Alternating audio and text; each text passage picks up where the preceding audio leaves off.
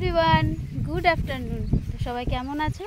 আশা করছি প্রত্যেকেই খুব ভালো আছো, সুস্থ আছো। আর ভগবানের আশীর্বাদে ও তোমাদের ভালোবাসায় আমিও বেশ ভালো আছি। তো এখন বাজে বিকেল 4:30, আর দেখো চলে এসেছি একটু ফাঁকা মাঠে। তো আজকে একটু ভাবলাম অন্যরকম একটা ভিডিও নিয়ে আসবো। অন্যরকম বলতে তোমরা নিশ্চয়ই টাইটেল আর থাম্বনেল দেখে বুঝেই গেছো যে আজকে ভিডিওটা কে নিয়ে। তো হ্যাঁ, আজকে চলে আসলাম আমি আমার ইন্ট্রোডাকশন ভিডিও নিয়ে। তো এই ভিডিওটা আমাকে অনেক আগেই দেওয়া উচিত ছিল, কিন্তু আমি সময়ের জন্য, আর যাই হোক আমারই ব্যর্থতা, আমি তোমাদেরকে দিতে পারিনি। তো সেজন্য আজকে ভাবলাম চলো আজকে ভিডিওটা দেওয়া যাক তোমাদের। তো এর জন্য আমি একটু কথা বলার জন্য, যাতে তোমাদের সঙ্গে রিল্যাক্সে শান্তিতে কথা বলতে পারি, তো এর জন্য চলে এসেছি একটু ফাঁকা মাঠে। তো এই যে দেখতে পাচ্ছ চারিদিকে কিন্তু পাট লাগিয়েছে, আর যে ধান লাগিয়েছিল ধান প্রায় উঠে গেছে। তো চলো আগে একটু এক জায়গায় বসে নিই, তারপরে তোমাদের সঙ্গে আমি কথা বলছি, কেমন? চলো।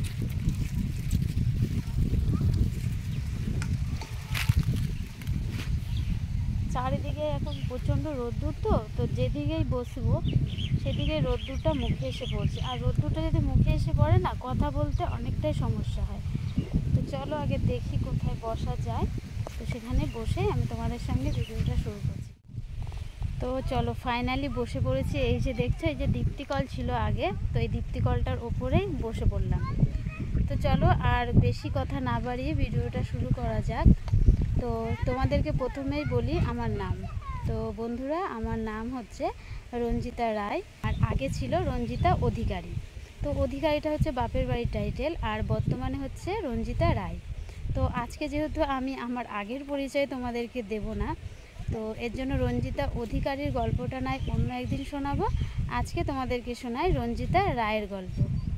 তো বন্ধুরা, আমি যখন ফার্স্ট ইয়ারে পড়তাম, মানে আমার তখন মানে 19 বছর বয়স, তো ফার্স্ট ইয়ারে সবে উঠেছি, তো তখনই কিন্তু আমার বিয়ে ঠিক হয়। আর তারপরে আমার বিয়ে হয়ে যায় 2013 সালে, আমার বিয়ে হয় আর কি। তো বিয়ে হয়েছিল, আর বিয়ে হওয়ার পরে আমার স্বপ্নটা কিন্তু আর পূরণ হয় না, কারণ 2013-তে বিয়ে হয়ে যায়। তো এর জন্য আমার বিয়ে পাস আর কমপ্লিট করা হয়নি। তো স্বপ্নটা অপূর্ণই থেকে যায়। আসলে কি বলো তো, যদি হয়তো বাবা বেঁচে থাকতো তাহলে হয়তো আমার স্বপ্নটা পূরণ হতো। যেহেতু আমি যখন 11 ক্লাসে পড়ি, মানে 11 ক্লাসে সবে উঠেছিলাম মাধ্যমিক পাস করে, তো তখনই আমার বাবা আর কি মারা যায়।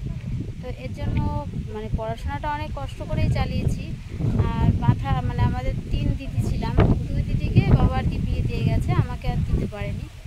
তো এর জন্য যখন ফার্স্ট ইয়ারে উঠেছি, তো দাদারা আর মা দেখে আর কি দেখে শুনে বিয়ে দিয়ে দিয়েছিল। তো যাই হোক, কপালের লেখা তো আর কেউ পাল্টাতে পারবে না। তো তখন আমার বিয়ে হয়ে যায়। বিয়ের পরে আর পড়াশোনাটা কন্টিনিউ করতে পারিনি। তো বর্তমান আমার স্বামী হচ্ছে প্যান্ডেলের কাজ করে, তার সাথে সাথে কিন্তু ভ্যানও চালায়, কারণ প্যান্ডেলের কাজটা তো 12 মাস হয় না, তোমরা তো জানোই। তো এর জন্য আর কি বিয়ের পরেই কিন্তু দুজনা মিলে আর কি লোন করে ভ্যানটা কেনা হয়েছে। তো ভ্যানটাও কিনেছি। তো যখন প্যান্ডেলের কাজ না থাকে তখন ভ্যানটা চালায়, কারণ পেট তো মানে না, তাই না বলো? তো এর জন্য মানে ভ্যান চালিয়েও সংসারটা চলে যায়। তো যাই হোক, এরকমভাবে আমরা বেশ ভালোই আছি। তো তারপরে এরকমভাবে বিয়ের প্রায় ধরো 2-2.5 মাসের মাথায় আমি প্রেগনেন্ট হই। তো তারপরে আমার বেবি হয়। তো বর্তমানে আমরা হচ্ছে ফুল ফ্যামিলিতে রয়েছে হচ্ছে আমি, আমার স্বামী, আর আমার শাশুড়ি মা, আর আমার 2 সন্তান। তো আমার 2টো ছেলে। তো এই ছোট্টখাট্টোই ফ্যামিলি। তো বন্ধুরা, এই 5 জনকে নিয়ে কিন্তু আমার ছোট্ট একটা ফ্যামিলি। আর হ্যাঁ বন্ধুরা, আমি কিন্তু অত্যন্তই সাধারণ ঘরের একটি গৃহবধূ, আর আমার লাইফস্টাইলটাও কিন্তু অত্যন্তই সাধারণ।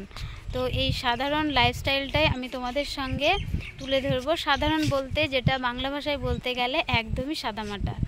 তো এই সাদামাটা জীবনে আমি কিভাবে অনেকটা খুশিতে হ্যাপিতে সংসার করছি, এবং সারাদিন কিভাবে সংসারের কাজকর্মগুলো করি, সেটাই আমি আমার ব্লগে তুলে ধরবো। আর অনেকটা স্বপ্ন নিয়েই কিন্তু আমি আজকে আমার এই চ্যানেলটা খুলেছি। আর সম্পূর্ণ নিজের চেষ্টাতেই আমি চ্যানেলটা খুলেছি, কেউ যে আমাকে হেল্প করেছে চ্যানেল খুলতে সেটা কিন্তু নয়। সম্পূর্ণ আমি ইউটিউবে সার্চ করে কিভাবে কি করতে হয় তো সেটাকে করে আমি কিন্তু মানে ধীরে ধীরে চ্যানেলটা খুলেছি। ধীরে ধীরে কিভাবে ভিডিও এডিট করে সেটা শিখেছি।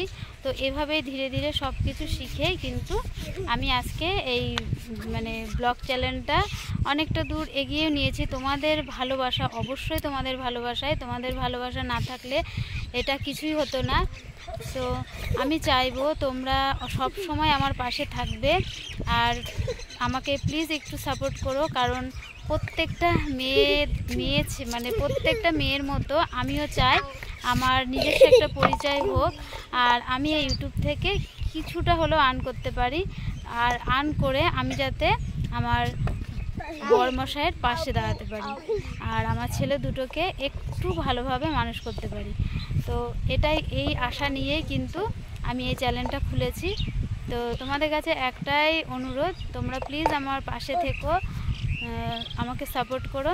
তো চলো আর বেশি বকবো, ভিডিওটা আজকের মতো কিন্তু এখানেই শেষ করছি। দেখা হবে আবার একটা নতুন ভিডিও নিয়ে নতুনভাবে। তো ততক্ষণ সবাই ভালো থেকো, সুস্থ থেকো, সাবধানে থেকো। আর ভিডিওটা যদি ভালো লাগে তো লাইক, কমেন্ট, শেয়ার করো। আর প্লিজ একটু কমেন্ট করো, কমেন্ট করলে তোমাদের কমেন্টের জন্য কিন্তু আমি ভিডিও করার অনুপ্রেরণাটা পাই। তো চলো আজকের মতো ভিডিওটা এখানেই শেষ করছি। তো সবাইকে জানাই টাটা।